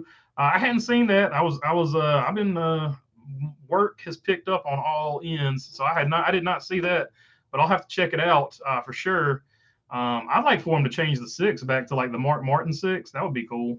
Even though I do like the really cool 6 that Brad's driving right now, I was always a big fan of the Mark Martin Pfizer Viagra number 6. I like that the bubbly look to it. But they went back to a more like I guess the Folgers coffee and then put a slant in it. I guess that's the 6 they went back to. We have to be fair to NASCAR when it comes to safety because the drivers and the teams asked for the car that was more durable and they got that. So we need to put some of the blame on the teams as well. I mean, yeah, I don't disagree with that, but also when you see the results of that, you kind of and my point on that is NASCAR is like, well, the teams had to sign off on it, the teams had to do this and that on it. Yeah, they did have to sign off on it, but also I do remember very early on before they even got these cars back and all that Kevin Harvick was saying he doesn't like the numbers he's seeing on the wrecks. And there was also the rumor that they deleted the crash dummy in one of the tests. And NASCAR vehemently denied that. And a lot of the drivers were saying that that was accurate.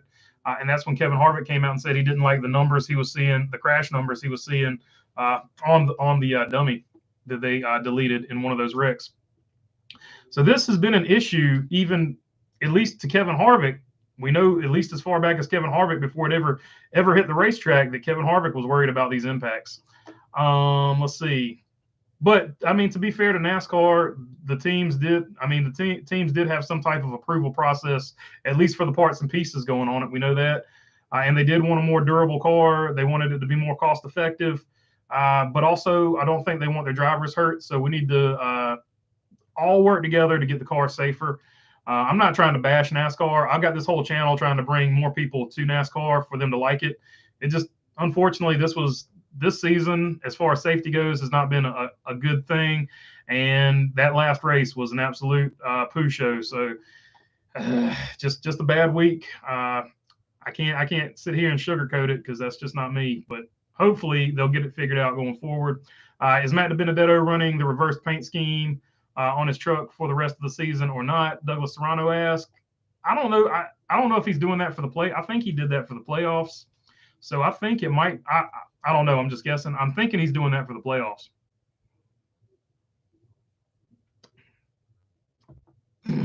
Molten Rage says, yeah, there's a lot of Cole Custer haters. The Daddy's Money crowd. Same thing with Austin Dillon. There's not necessarily a lot of them out there, Molten. They're just really loud. I'll just go ahead and tell you that. Just like even Christopher Buescher, like last week, the Christopher Buescher haters came out of the woodworks, and when Christopher Buescher started doing good this year, actually, I said a few things about Christopher Buescher doing good, and the haters came out of the woodworks, and I was like, how can you possibly hate Christopher Buescher? And that's why I put in my title, Chris Buescher silences the haters, and people were like, does Chris Buescher have haters? I was like, you'd be surprised. He actually does have a few. Bumblebee, what's going on? I'm just getting in. But I do think the Gibbs penalty was justified. He put people's lives at risk, and that's crossing the line. I mean, I think it's justified. I think they should have suspended a lower level driver. They would have suspended a lower level driver for that. I agree with you. And I think they should have suspended him for one race just to show him that, like, that is a huge safety issue and it should never be done again. And I'm not trying to hate Gibbs. I'm just trying to keep everybody down there safe. Especially on pit road. Race cars should be built strong, but they need to break apart on heavy impact. Mark Wachowski says, I agree with that, Mark. There has to be some type of dissipation of the energy. Bumblebee says NASCAR is going to NASCAR. For sure, Bumblebee. Mark Wachowski, maybe they should race pedal cars with marshmallow walls. No doubt. And Bumblebee, I got a laugh out of that as well. Jonathan W., all these drivers yelling and screaming about safety, yet they're like lunatics on it. That's a good point, Jonathan W. That is a really good point that needs to be brought up. They complain about the safety. They complain about the safety. They complain about the safety. Then they wreck each other under caution. They drive each other into the wall, getting way too aggressive. And then Daytona happened, right? We saw Daytona. They drove like absolute crazy people.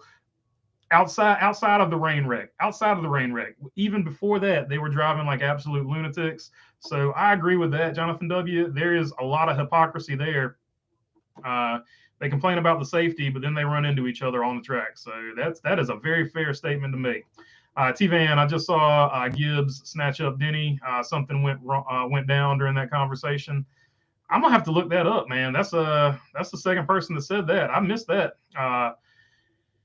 Angus 420 says Mark Wilkowski surrounded the track in hay and straw bales. We do that for some go-kart racing from time to time.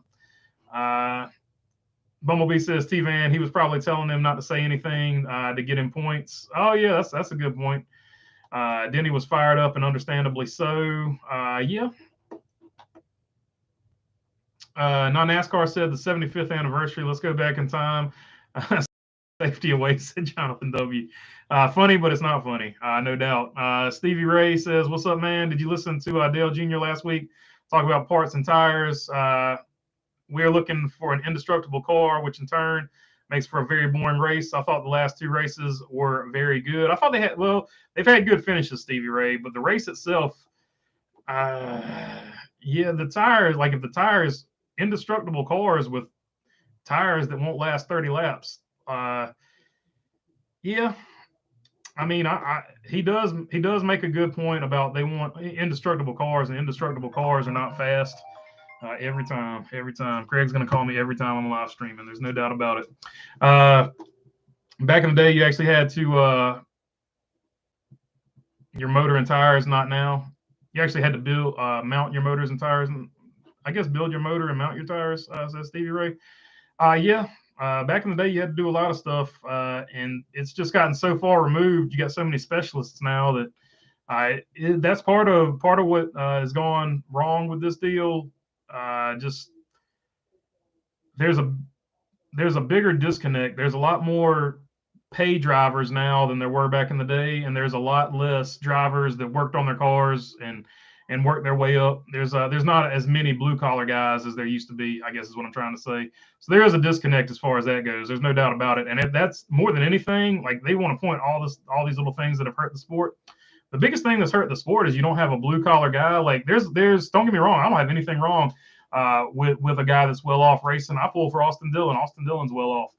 But there are not as many blue collar racers. That's what made Dale Earnhardt Sr. so special. He was a blue collar guy. You could relate to him.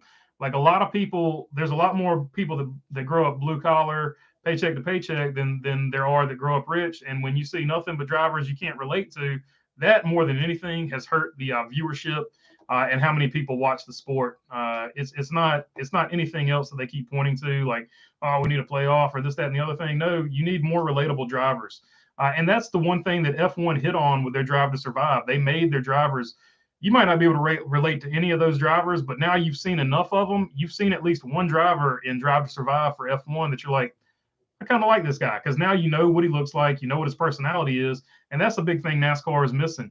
You don't necessarily need all blue collar drivers, but you need a show. Well, they finally have the USA show, but I mean, it took them how long to do that? And F1, and they're only doing it because F1 did it first. So the more you see the drivers, the better off it's going to be. Censor DMM. Let's see.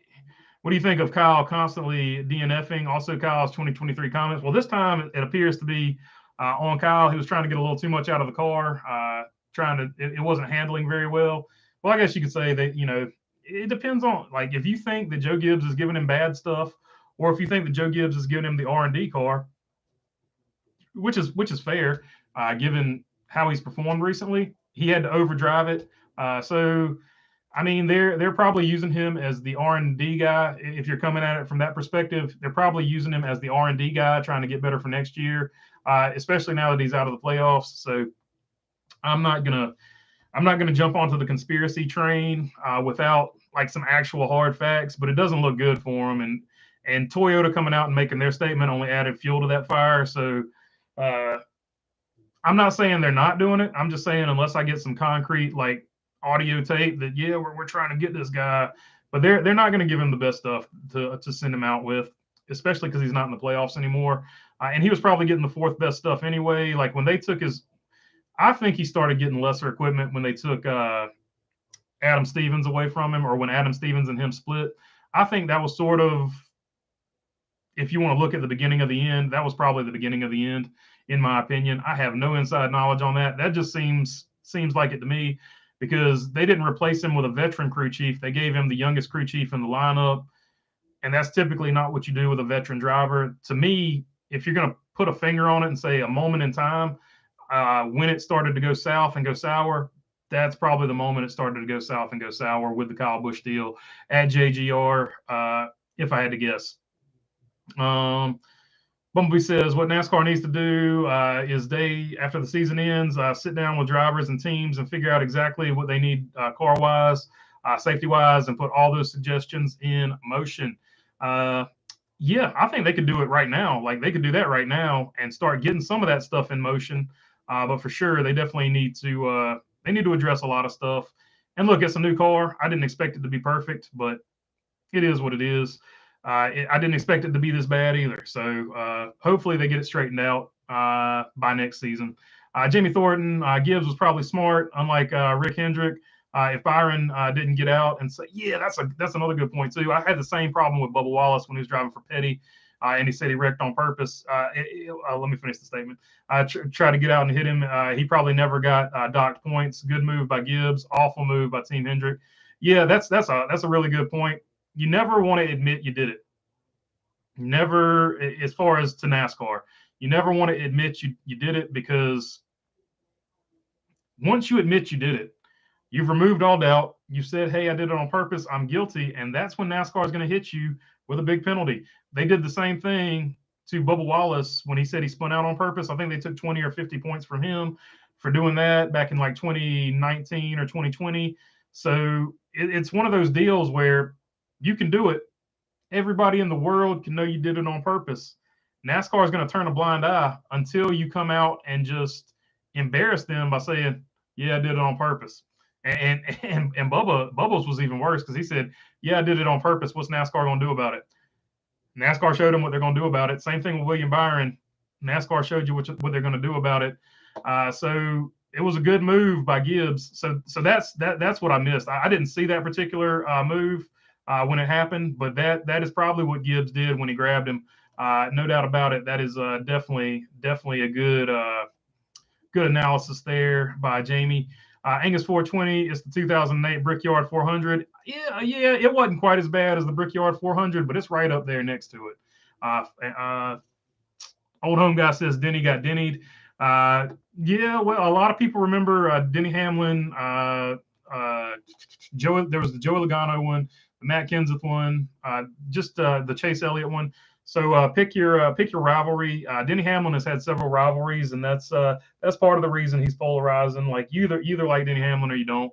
It's just one of those deals.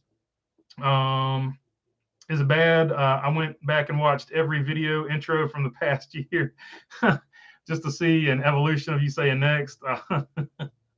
Yeah. It's changed a little bit, but I used to hold it out a really long time, because so the whole next thing, that's appreciate it, Jeff, by the way. The whole next thing, Ryan Seacrest used to, when he was doing I guess it was American Idol, he would say after the break, and I was just nobody was watching the channel back in the day, and I was just sort of making fun of Ryan Seacrest, and I said next, just like he said, after the break. So that's where the next came from. The finger point, I don't know. That was, I guess, Hulk Hogan or something. I don't know where the finger point came from, but I was just goofing off, and it stuck. A lot of people liked it, so I kept doing it. Some people hate it. We had the poll earlier in the year, and it was what, 10 or 12% hated it. Most other people liked it, so 88% liked it, I guess. Like Corey LaJoy said, the respect issue is huge these days. There's no common ground or common sense anymore. The point system causes it. That is a huge part of it, for sure. The general modern attitude of people causes it too. Yeah, it's very much a instant gratification society. So yeah, I don't know. It's just hopefully we get back to some good racing here, and I think season-long points would actually help that a whole lot as well. You see season-long points in F1. Doesn't hurt them or their viewership a bit. So I'd like to see season-long points with NASCAR too, especially since you've seen recently that the playoffs are getting worse and worse ratings. People are tired of the playoffs. They don't like them. It was an experiment that failed. Hopefully NASCAR acknowledges that. And we go back to season-long points, because if you look at the highest ratings NASCAR ever got, it's when we had season-long points. I hope Hurricane Ian won't affect the weekend at Dega, says Douglas Serrano. I'm with you, buddy, but I really think it's going to get rained out. We're probably going to be watching a Monday or Tuesday race, and that's going to be really hard on these teams getting these cars right. Going forward from that, the cars are over-engineered. At least it's only Charlotte. Talladega and Charlotte fairly close together, so if it's going to rain, that's probably the best weekend it could happen. The cars are over-engineered. What happened to each team having their own engine builder, aka Yates, McClendon, Pittman? Yeah, that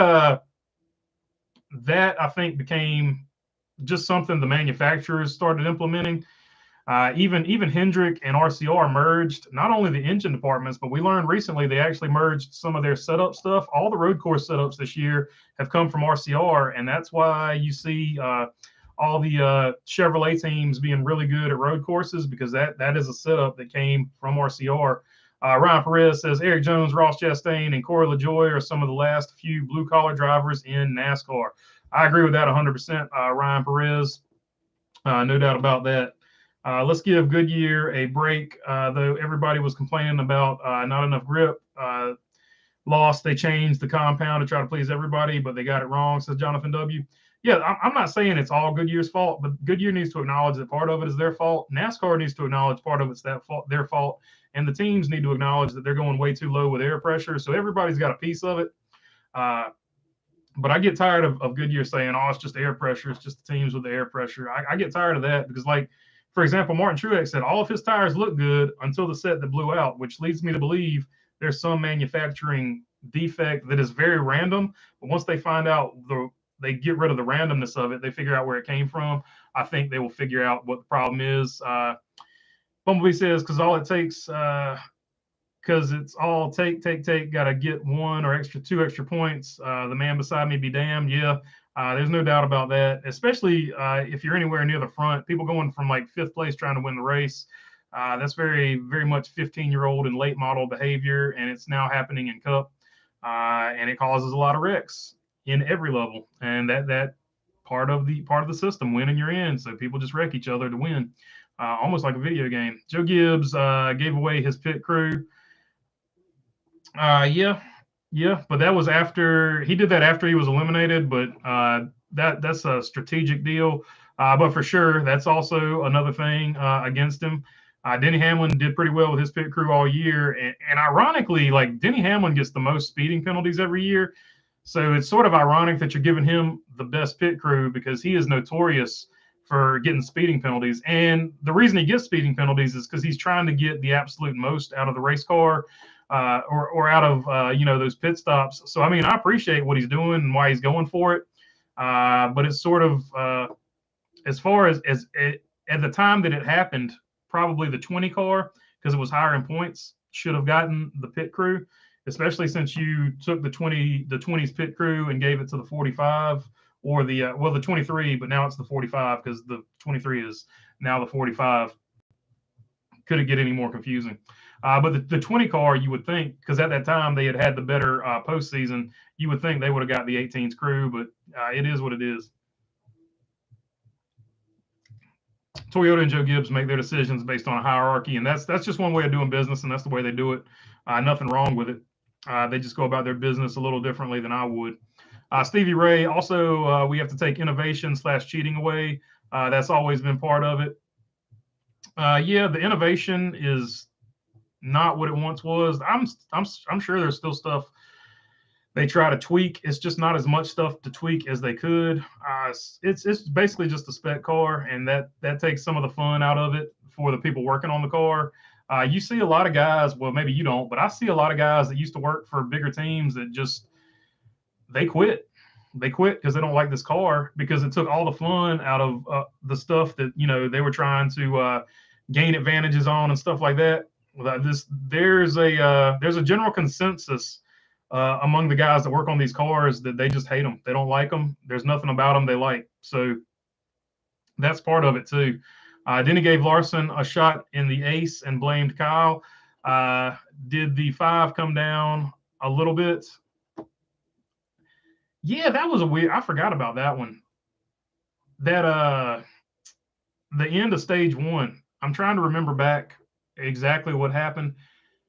I remember watching it on TV and I didn't think anything about it. Then I saw Denny Hamlin, and of course I'm a Kyle Larson fan, so I wouldn't think anything about it, right? So that's a fair statement. I didn't see where Kyle Larson did anything terrible. Like he kind of threw a block for the stage win, but I don't necessarily blame Denny for bumping him either. So yeah, did Larson throw a block? Most likely, but he probably threw the block to win the stage, right? So I mean, that's not not the biggest deal in the world to me. I hate Custer's day was ruined because of a right rear flat. Yeah, Custer was just another victim of that deal. But he's had a little bit of a turnaround here recently, so maybe he'll keep it going.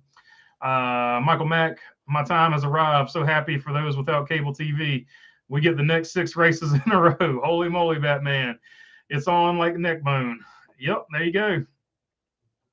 The next 6 races will be on regular TV. So the cable ban for NASCAR trying to force people to buy cable is now off. You will get to see at least the last 6 races on regular network TV. That is always a bonus. T-Van, NASCAR used to have some amazing shows on TV on Speed Channel 20 years ago, long before F1 became popular here in the U.S. Yeah, and because of those shows, to your point, T-Van, because of those shows, NASCAR was way more popular back then. Now you don't see it as much. There was way back in the day. There was actually like it was a cross between a docu-series and a reality show. It had like Kevin Harvick, Ward, and maybe Jeff Burton. It followed the drivers around and their family and everything, and it was a really cool show. It wasn't like this contrived Chris Lee Knows Best-esque Austin Dillon show, and nothing against, like I said, I pull for Austin Dillon, but that show is just I feel like it's very scripted.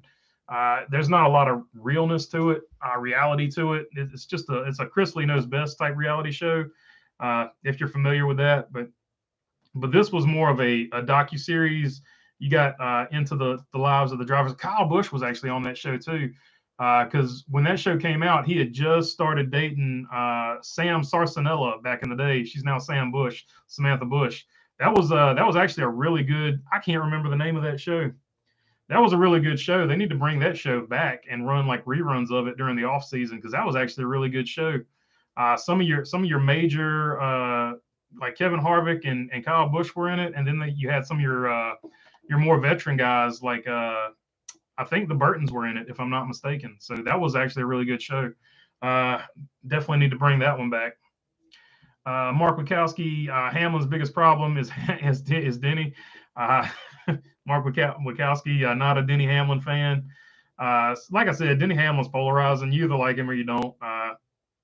He's harmless to me. I think he's kind of like Loki from the Marvel universe. If you're familiar with that, he just likes to stir it up. He says stuff just to get a reaction from people, I think. Do they still have the Engine Builder Award anymore? Oh, dude, that's a good question. Stevie Ray, I don't think so, man. How would they even do that? Or they just, I guess, give one award to RCR Hendrick Alliance, or give one to Roush Yates, or I don't know, or one to TRD. Keselowski is blue collar. Yeah, I didn't mean to leave Brad Keselowski out, but you guys know what I'm saying. There's some guys that used to work on cars. That's all I'm saying. Stevie Ray, don't forget about Smokey Yunick. Yeah, Smokey Yunick was the man. The reason the rule book is as thick as it is now is because of Smokey Yunick. Before Smokey Yunick, the rule book was very thin. Bumblebee says, don't forget about Waddell Wilson. Waddell Wilson was really good for sure. Mark Wachowski, these Goodyears are made of Chinesium is what he's referring to there. Robert G, also a very a body man. A lot of those Earnhardt in Daytona, those bodies were hung by Robert G, absolute legend. I think he's just past South Boston, if I'm not mistaken. I think he lives just somewhere past South Boston, I'm thinking. I might be wrong on that. maybe near Emporia. I don't know. He's somewhere in Virginia, I think, though. Jonathan W., I love Denny getting speeding penalties because he makes a new excuse every time he's interviewed after the race. It's hilarious. Jonathan W., he does make excuses, but he has actually come out and said he feels like there are other drivers that are more naturally talented than him because it took him so long to get accustomed to a late model stock car. He's got this stigma that he feels like he needs to get every advantage because he doesn't feel like he's as naturally gifted as some drivers. So he always tries to get advantages on pit road and things like that. So that is his rationale for always hustling it. That's his real rationale for trying to hustle it on pit road, regardless of what he says after the fact. NASCAR tried to be IndyCar with the spec cars, but it didn't work out. So Jonathan W., that's a fair. It worked out for NASCAR like it does with IndyCar. IndyCar's had a bit of a resurgence with their spec car. NASCAR still figuring it out. Hopefully they make some adjustments and these cars get a little bit better. Stevie Ray, they should keep the point system they have now. Just get rid of the playoffs because there isn't a legit champ or a traditional champ. I'm not going to say he's not legit. They all have the same rules going in. They know what it takes to win the championship. I'm not going to say the champions aren't legit, but they're not traditional champions that you can compare to past champions. Built-in bonus points will help catch somebody that builds up a lead, says Stevie Ray. Yeah, I agree with all that, except for I do consider them legit champions. They're just champions of this era. Like baseball, they have the baseball used to be made out of this material. Now the baseball is made out of this material. They have the steroid era. This is just a different era in NASCAR. So these are the champions. They're just not traditional champions in any sense of the word. But they all know the rules going in. So and I say that because they all know the rules going in and they play the game to those rules. If those weren't the rules going in, they would probably play or race the races differently. So it is what it is as far as that goes. That's why I do consider them real champions. Everybody that's won a championship, I do consider them a real champion, but they're not traditional champions. And it really stinks to watch a guy like Kevin Harvick, who wins 8 or 9 races, not even make the final 4. That was just stupid. No other way to put it. So something needs to be addressed. The playoffs need to go. Seriously, says Stevie Ray. I agree with that.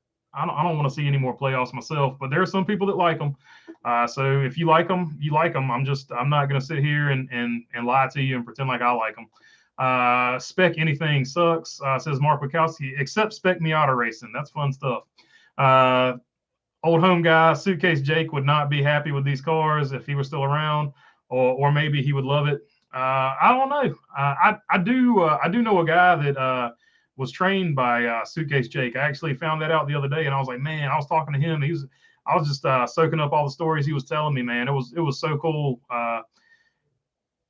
Yeah, I never thought I'd meet anybody, that was that close to the sport back then. But that was really cool. A conversation I had with that guy.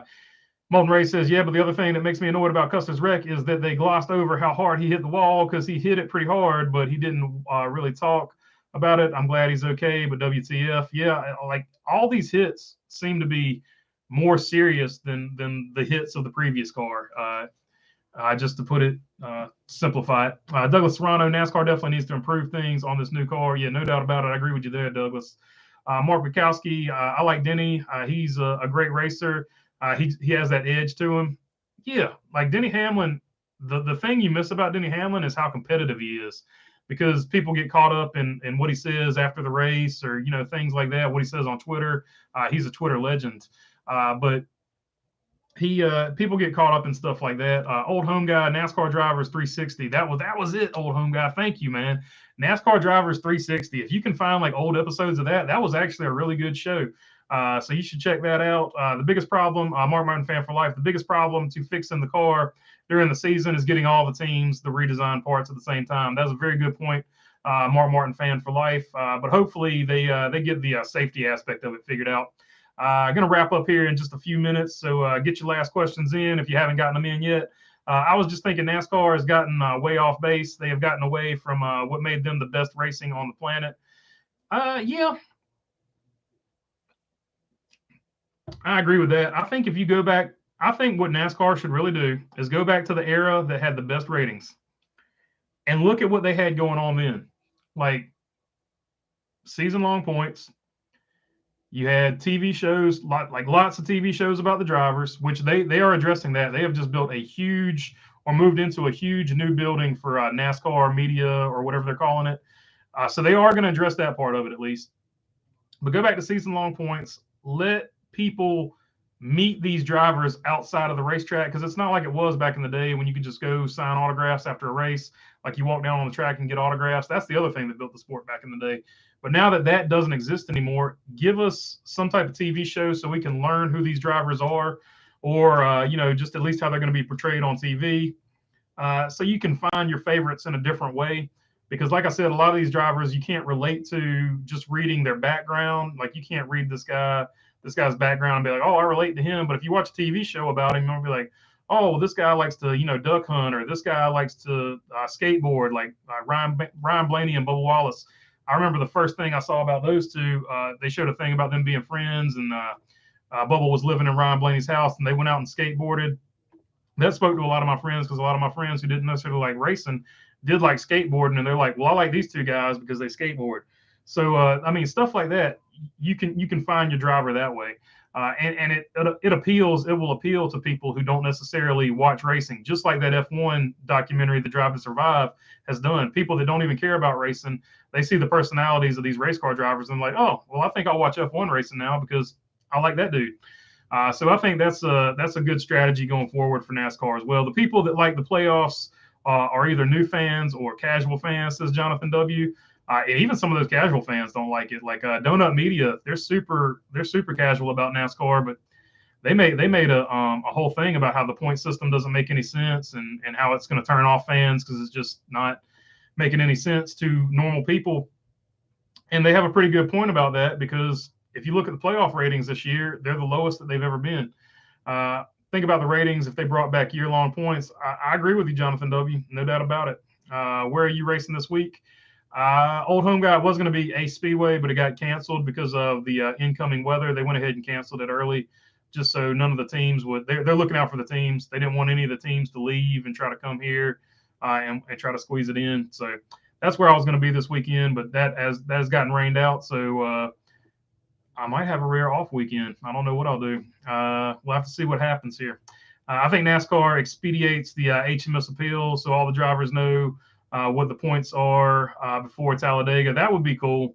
That would definitely be cool. And say Kyle, not Cal. We'll see who made that comment. And hopefully that appeal is expedited. I agree with that. Stevie Ray, while I'm out, everybody go listen to Dale Jr. had to say about parts and tires. Yeah, for sure. A lot of people, Stevie Ray, good point. I didn't mention that earlier. Definitely go listen to that, because I have heard a lot of people talk about that was one of the most important things you need to listen to.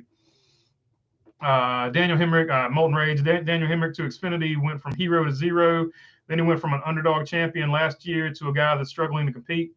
He made his own history, and now he looks like he's in elimination now. Yeah, for sure. But you never know with Hemrick. He sometimes just pulls one out on you. Jonathan W., they need to make NASCAR a channel like the NBA has the NBA channel. For sure. They've got it on YouTube. They definitely just need to go back to the Speed Channel, some type of Speed Channel-esque thing. And NASCAR needs to fund it, not Fox. Douglas Serrano, Goodyear needs to step it up too. I agree. Like everybody needs to step up from their angle. The teams need to stop going way too low on air pressure. Goodyear needs to figure out what's going on with their manufacturing process, and NASCAR needs to relent, at least next year, go to a slightly smaller rim, no matter what they have to do. It was good with the Speed Channel, and RPM tonight covered all the race. RPM tonight was a great show. If you're old enough to remember it, that was one of the best. And not only that, but like the NASCAR race day they did was so awesome, man. I remember they would do it live, and we always, whenever we were at Charlotte or wherever we went, we would carry signs with us and try to get on TV. It was awesome back in the day, back when I was young enough to do stuff like that. Mark Wachowski, another good show. Enjoy this format. Nice to be able to interact with each other. Thanks, BB. No problem, Mark Wachowski. Always good to see you here, bro. Douglas Serrano, I think Delta Airlines should sponsor Chase Elliott because they are also from Georgia. That would be cool. And they could also do like a good retro throwback to like one of the 44 Piedmont cars, even though that's not Delta. They could do like a throwback to something like that. Moulton says Colleague is a me, or have they gotten worse this year? Yeah, Colleague's been off. Other than AJ Allmendinger, Colleague has been off this year. Smaller rim would make a ton of difference, says Jonathan W. I agree. Old home guy, Hemrick was fast at times in the 8. He was. A lot of people don't give him credit for setting that 8 car up before Tyler Reddick got there, and he was also pretty good in the Dale Jr. 8. He just had a lot of bad luck over there. Just curious, BB, have you ever driven in a car? I've done some go-kart racing.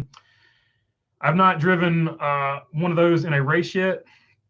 I have one in my garage right now. It is a late model, but I'm racing in a class called the Charger class. It would be considered a street stock if you were going back in like time to the 90s, I guess. So I got a race coming up, and we'll talk about that as it comes up. But we'll leave that on the table for now. I will definitely make that a big deal when that time comes. Colleague has been off, but yes, I have driven one, just not in a race. I've tested that car several times, just trying to get used to it. Colleague has been off because they jumped a cup, says Jonathan W. And last one I'm going to take here. Speaking of Justin Haley, let's give a round of applause to the great performance at Texas. What a good job he has done. Justin Haley is an underrated driver in the Cup Series. He's slowing and showing his talent. Yeah, Justin Haley with that 3rd place. That was a good finish for him, and definitely a good deal all around. Imagine how lucky Petty GMS must be feeling seeing Noah Gragson win 4 races in a row. They got a steal. Yeah, for sure. They got to be big on him. Haley has a fastest lap a couple of times, says old home guy. And that is going to do it for me, guys. I appreciate it. It was always, it's always good chatting with you. I will catch you guys next time. And until then, enjoy your evening. Peace.